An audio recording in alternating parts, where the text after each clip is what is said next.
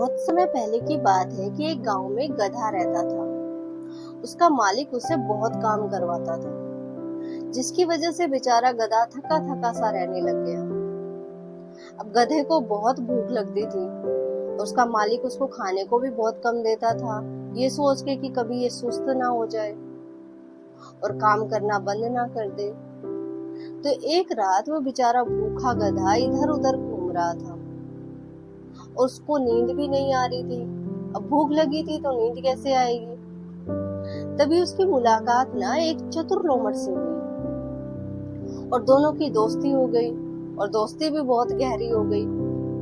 तो लोमड़ ने कहा कि मैं तुम्हें एक बार ऐसी जगह पे लेके चलूंगा जहां पर तुम पेट भरकर खाना खा सकते हो। तो गधे ने बोला ठीक है। तो अगली रात दोनों एक खेत में पहुंच गए। वहां देखा कि बहुत सुंदर हरी भरी ककड़ियां लगी हुई हैं। तो दोनों ने जी भर के ककड़ियां खाई और पहली बार गधा बहुत चैन की नींद से सोया। ऐसा कई रातों तक चलता रहा। लेकिन एक रात ककड़ी खाते खाते गधे के मन में ना क्या अजीब विचार आया। उसने लोमड़ से कहा कि भाई मेरा तो ना गाना गाने का मन कर रहा है। तो लोमड़ ने बड़े आश्चर्य से गधे को देखा और कहा पागल हो गए हो क्या? अगर तुमने यहाँ पे गाना गाना स्टार्ट कर दिया तो खेत का मालिक जग जाएगा और दोनों को मार मार के सुझा देगा डंडों से। पर गधा तो गधा था, कहाँ मानने वाला था। जिद पर अड़ गया, नहीं मैं तो गाऊंगा, नहीं मैं तो गाऊंगा, मेरा मन कर रहा है खाते खाते गाने का।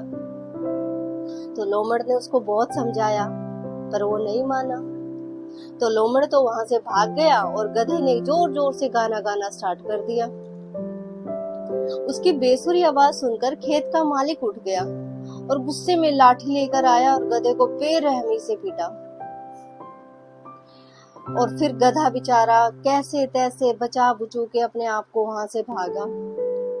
तो उस रात गधे को मार खाकर पहली बार समझ में आया कि भूख हमें रास्ता दिखा सकती है, लेकिन जिद हमें रास्ते से भटका सकती है। बुद्धिमान की सलाह को ठुकराना कई बार विनाश के हाथों में जाने जैसा है।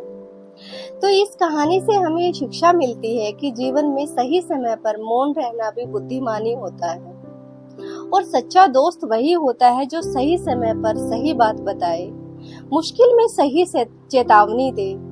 और सही बुद्धिमानी यह है कि हम उस दोस्त पर और उसकी दोस्ती पर विश्वास करें।